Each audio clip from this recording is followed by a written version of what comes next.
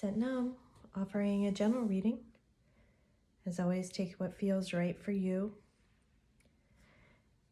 And it feels like thoughts, words are more important now than ever. And perhaps the ones you speak to yourselves are the one to be most aware of in this time. Whether you're allowing your thoughts to spin in a cycle, whether you're allowing them to hold you back, whether you're trying to prevent something through a framework or a concept, whatever it is for you, just being aware of what's happening between your ears. And what if your brain is actually your genie's lamp? If you could imagine it that way, to give such importance to it, that what you think you'll create, what you believe you will receive, and really making sure that you're not getting in the way of your own opportunities.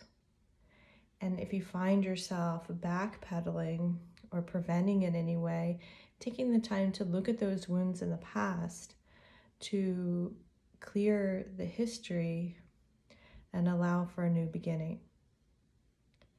So we're going to take a look at what's possible, what to be aware of, and close with the words, some words from the universe has your back. I'm going to start with what to be aware of. That was the death card, so putting an end to that cycle.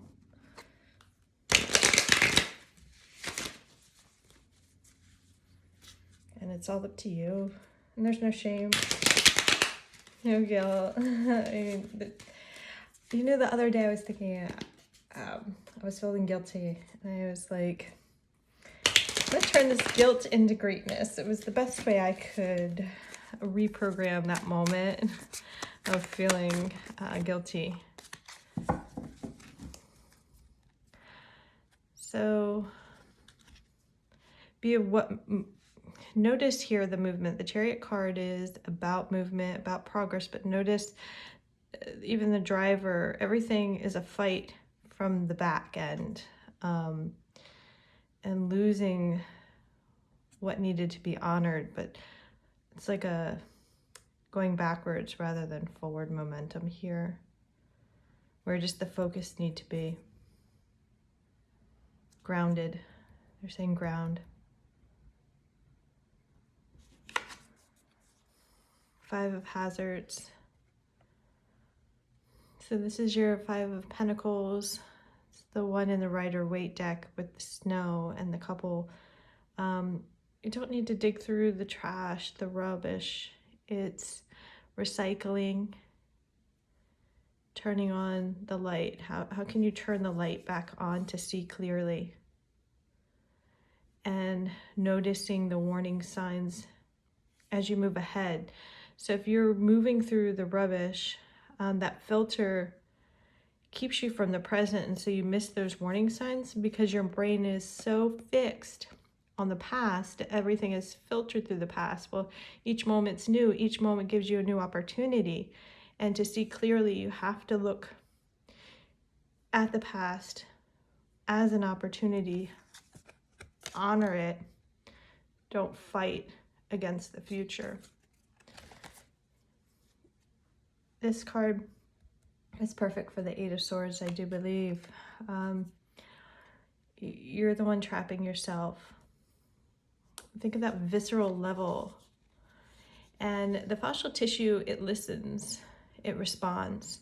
And that fascial tissue is also in the matrix of your digestive system. You don't think about how you digest food, it happens. And we take it for granted until it's not working efficiently. But your organs are responding to every thought you have. Your muscles are responding to every thought you have. Are you chaining yourself in by your thoughts?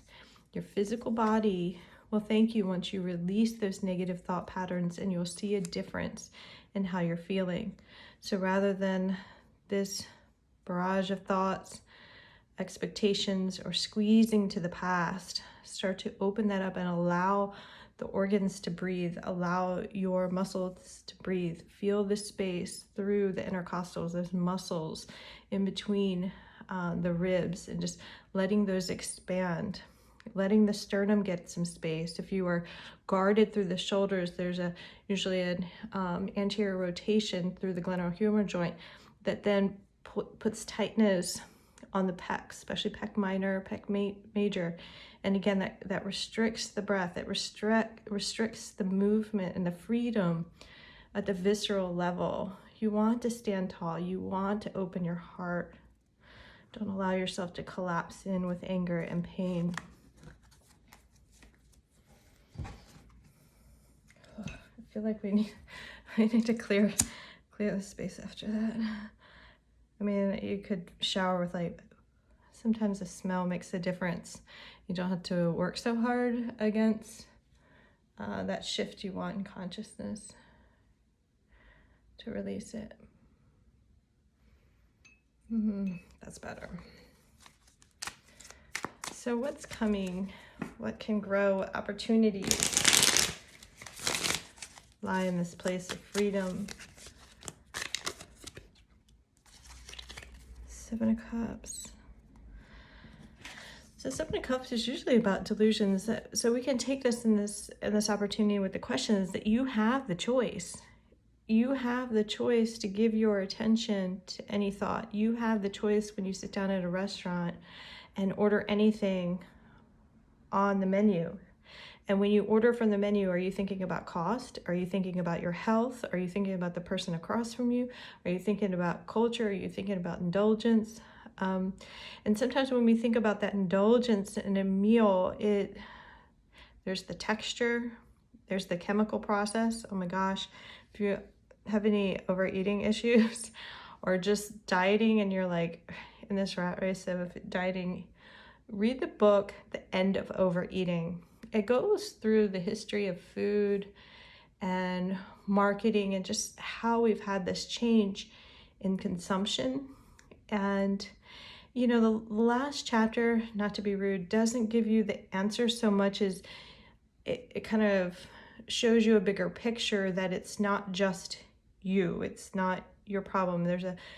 I'm starting to think of this idea of like social symptoms, like overeating, consumption, addiction is, I think, more of a social symptom. But it's up to you which cup you drink from, which cup you pay attention to. Let's get another one. Let's get more. All right. This is my codependency deck. Let's see.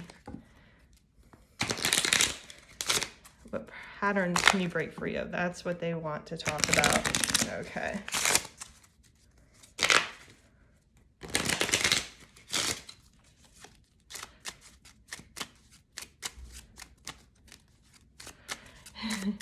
Saying something like it's like Santa, what you wish for.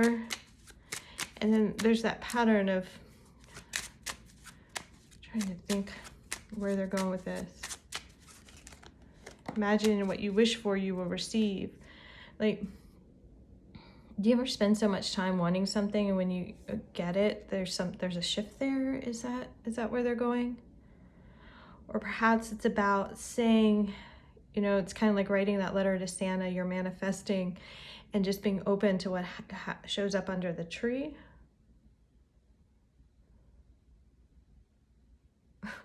Okay, here it is. This is what they're trying to say. We believe that Santa would come through the chimney, right? And think about where that belief took us culture, like what surrounds that, how much excitement the night before, whether it's the cookies and the milk or that next morning or not sleeping at night, that excitement. And it's the belief that brings you that spark in the belly, that spark in the heart. And so where do you want to turn the dial of belief within yourself? And ideally it's coming wholeheartedly and not from a place of shame, guilt, lack. So allow communication and acceptance, and allow yourself to learn you again. Learn how you think. Explore how you feel. Believe in the possibilities you can see. And take this leap forward beyond a place of distraction into delight and into this place of communication that's clear. And things come quickly. Our brain, like that squirrel, right? So as it comes in quickly, discerning where that communication takes you emotionally, and is that worth entertaining, and learn to see it again beyond. And distraction can show itself in different ways. Even a celebration can have a falsehood, right? But overall, just feeling, especially since I hear a truck, it's time to take out the trash. All right. Don't water down your core beliefs for a distraction. Don't water down who you can become because you don't want to take the time to listen and work with energies. Let's get word or phrase here. Let's see what the universe has.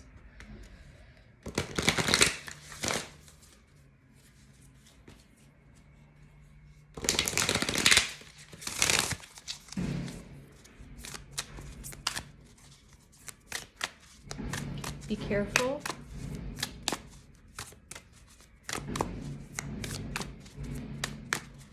Social media too, or wherever you're getting your information from, or that spark. What is that?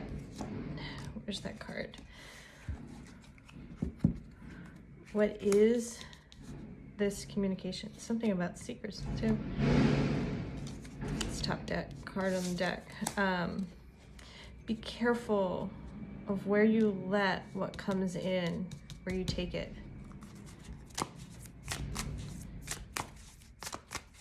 So a place from thought,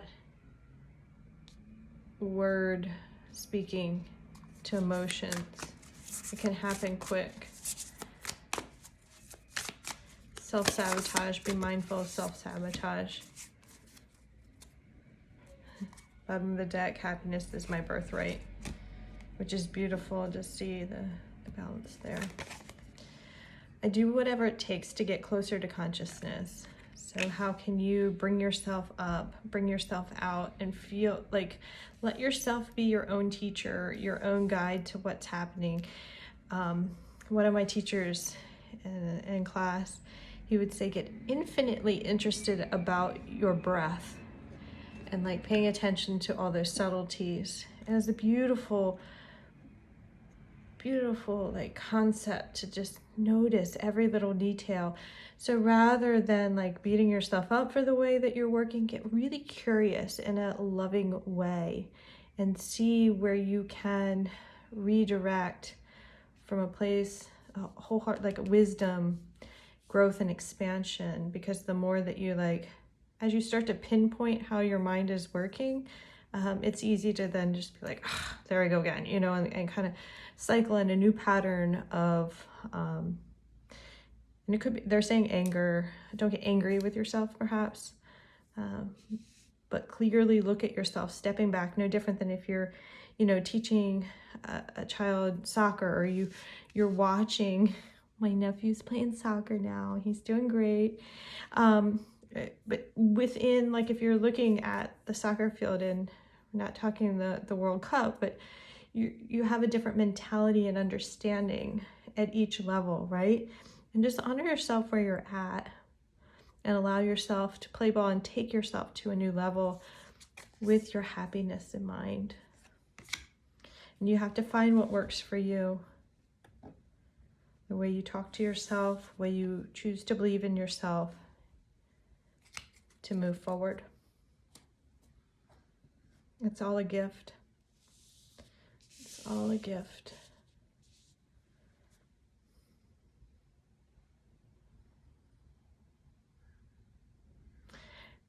Well, thank you for listening. I do hope this served well. Take it as it resonates, and have a lovely day.